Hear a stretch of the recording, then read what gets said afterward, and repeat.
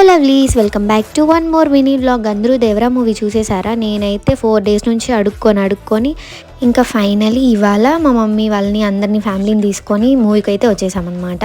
అడుక్కొని మీన్స్ ఎప్పుడు వర్క్స్ ఉంటాయన్నమాట మా ఇంట్లో వాళ్ళకి. సో అవన్నీ చేసుకొని తర్వాత మూవీ అంటే ఇట్లా అవుతుంది.